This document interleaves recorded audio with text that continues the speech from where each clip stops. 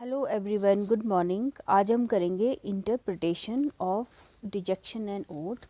ये यूनिट 30 है, MEG 1 है एंड ब्लॉक 6 है।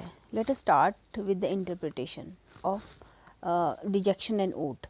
इन Shelley it is dialectics. Dialectic means argumentation या debate. If winter comes, spring cannot be far behind. In Coleridge, it is erratic, incomprehensible and magical. Erratic means not even. If the old moon is in the lap of the new moon, a storm is in the offing, means on the way. The thin crescent moon is bordering the whole of the moon, which is visible in the form of a faint shadow, and it is a rare sight. And Coleridge, like the writer of the ballad of Sir Patrick Spens, believes that it forebodes a sudden stir in nature in the form of a strong gale. Gale means storm. काफ़ी ज़्यादा वाला तूफान है ना. If he himself is passing through a dull monotonous phase, कौन Coleridge है ना. There is a pain in his heart which gradually corroding him. There is no violence in this pain, nothing spectacular about it. Dull, boring pain, like weevil is eating into the vitals of his. weevil होता है beetle, एक कीड़ा होता है ना. Personality, तो ये फिर से पढ़ती हूँ मैं. Dull, boring pain, like weevil is eating into the vitals of his personality. He wants a big shake, a storm, to rouse him to creativity. Shelley prays to the west wind to make him its lair. Lair means instrument होता है एक. To lift him from the thorns of life where he has fallen. Shelley ने ऐसा pray किया था. Coleridge doesn't have that strength for prayer. He also needs that kind of a lift, but he knows that he can come to him. It can come to him, if at all, through a miracle. अगर वो कहते हैं कि अगर कुछ miracle होगा तभी कुछ उनका हो सकता है. There can be no reason behind it, nor can prayer do anything, but strange things happen in nature. Call it supernatural. So a strange turn may come in his life also. Pain is corroding, self-defeating, unproductive. He needs joy, which is elating, purposeful, and creative. Wordsworth also felt the same crisis. Dejection and Ode was written in 1802, and Wordsworth's Ode on Intimation of Immortality was written in 1806. Prior to the writing of these poems, the two poets had identical feelings, long discussions, and apprehensions of a failure of their only talent. With Coleridge, it was a deep crisis. Now, C.M. Baura ये बोलते हैं कि he knew that something catastrophic had happened to him, and he was afraid that his creative gifts were ruined. He put the blame on his lack of happiness, but he knew that whatever the cause might be, the results were grave indeed. Wordsworth tried to overcome the feeling with the help of a broad philosophy, a larger view of life. Much of his ode is a reply to Coleridge's problem, and indirectly he helps himself too. Coleridge addresses Sarah Hutchinson and says that she is full of joy, and so to her everything is blissful, whereas he is full of sadness, and therefore to him everything is dreary. When Coleridge cut the poem short to half its original length, जब उन्होंने उसको revise कर करके छोटा कर दिया था, सारा Hutchinson became the lady. Means सारा हचिंसन का नाम पहले मेंशन था या नहीं था पता नहीं, लेकिन उन्होंने लोग ये बोलते थे ना कि हाँ ये सारा हचिंसन के लिए लिखी गई है, लेकिन वो जो है ना उन्होंने मेंशन किया था किसका नाम, लेडी के नाम से कर दिया था. ठीक है, lady. Many people think that originally it was not Sarah but Wordsworth whom the poet had addressed. Whatever it might have been, in its final form, the address is to the lady. It makes the poem impersonal. Now Wordsworth turns to Coleridge's 6-year-old child, Hartley, Hartley, Hartley, and finds exuberance in him. मतलब excitement है उसमें, बच्चे में ना, बच्चों में तो वैसे ही होता है. The child's joy makes him philosophize about life and its growth through years. And he feels that through philosophical understanding, one can realize the loss and regain confidence. Wordsworth never seems to be entirely broken down, but Coleridge is about sorry, Coleridge is out and outer rack.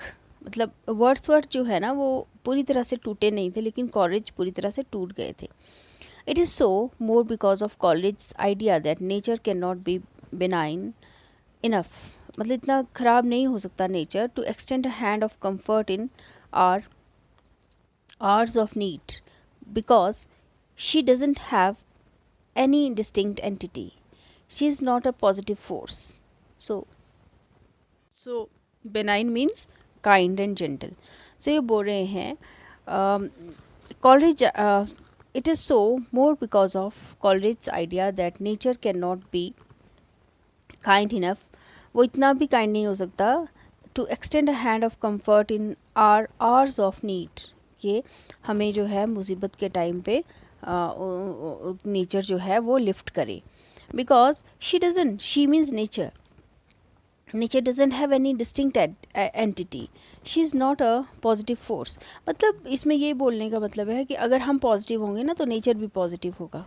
She is just what we make of her. देखो जब हमारा मन अच्छा नहीं होता ना तो हम कहीं भी चले जाएं हमारा मन कभी अच्छा नहीं हो सकता. तो हमारा मन है जो हमें हमें अच्छा फ़ील करवाता है. ऐसा नहीं हमें अच्छा फ़ील हो रहा है हम कुछ अच्छा खा लेंगे तो हमें अच्छा लगेगा, बुरा फ़ील हो रहा है सॉरी, और हम अच्छे मूड में नहीं हैं और हम अच्छा खा लेंगे तो हमें अच्छा लगेगा. ऐसा नहीं होता है. आपका मन अगर शांत है, अगर आपका मन ठीक है, तो आप चाहे जंगल में भी हों, चाहे आप किसी पुराने घर में भी बैठे हों, चाहे कुछ आपको खाने को भी ना हो, तब भी आपको अच्छा फ़ील होगा. ठीक है. If we are happy, we see happiness everywhere in nature, and that makes us all the more happy. And if we are sad, we see sadness everywhere in nature, and that makes us gloomier. So Coleridge comes close to Tagore's subjective philosophy. Tagore, Rabindranath Tagore की बात की गई है. अच्छा, हमने ये देखा ना वर्ड्सवर्थ और कॉलरिज की पोइट्री में इंडियन जो है, इंडियन टच है. इंडियन टच मीन्स इंडियन कुछ चीज़ें उसमें ली गई हैं. पीछे भी एक वर्ड मैंने पढ़ा था अमृत करके, वो वो भी इंडियन वर्ड है ना. तो यहाँ टैगोर की फ़िलॉसफी इन्होंने ली है. तो वो बोलते हैं, T is the colour of my consciousness that makes the emerald green and the ruby red. I look up to the sky and light flashes in the east and the west. I see the rose and call beautiful and it turns beautiful. है ना. तो ये जो है ना ये but Tagore's I is part for God had. ये भगवान के लिए है, ये भगवान बोल रहे हैं आई. ठीक है. And Coleridge we is nothing more than the human mind and its reflex. लेकिन कॉलरिज जो है वो किसकी बात कर रहे हैं? ह्यूमन माइंड की बात कर रहे हैं. He knows that the lady is full of joy which is given only to the pure of heart.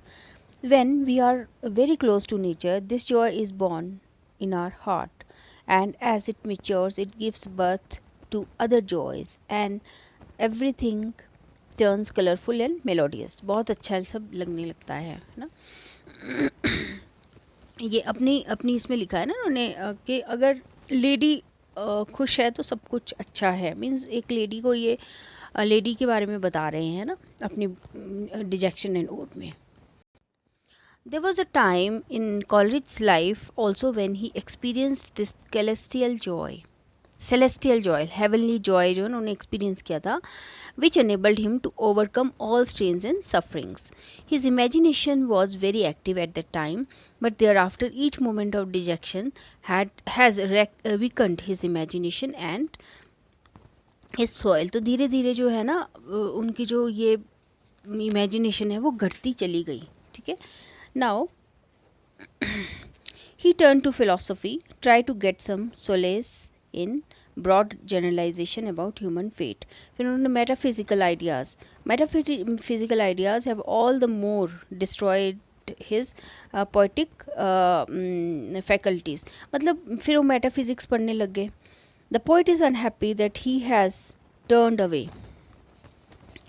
from existence to essence, from experience to philosophy, but he knows that it is all because of the waning of his imagination. Now, thus the poem, though autobiographical, takes up the basic issue of imagination, no? And ये logical relationship की बात कर रहे हैं. Something that Keats allegorically present in Lamia, personal tragedy becomes a symbol of human destiny. The poet tries to take a violent turn away from the dull, boring pain to a tempest, so that there be new equations and new developments. If pain is inevitable, wailing is better than sobbing. तो अब ये बोल रहे हैं ना कि जो boring सी pen है ना, उससे वो बोल रहे हैं कि एक वॉयलेंट टर्न आ गया है. एक वॉयलेंट टर्न लेने की कोशिश करते हैं. छोटी छोटी पेन से ना, बोरिंग सी पेन से ये वॉयलेंट टर्न लेना चाहते हैं. वो चाहते हैं कि वो एक टेम्पेस्ट, तूफ़ान में चेंज हो जाए, ताकि कुछ तो नई डेवलपमेंट हो, है ना. अगर पेन ख़त्म ही नहीं होना है, हमेशा रहना ही है, तो वेलिंग, छोटे छोटे रोने से तो अच्छा है कि बहुत ज़ोर ज़ोर से रोया जाए. Now moods change as winds do. जैसे विंड्स चेंज होती है वैसे मूड भी चेंज होता है ना आदमी का.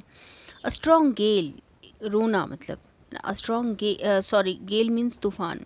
अ strong gale is replaced by a tender wind, as tender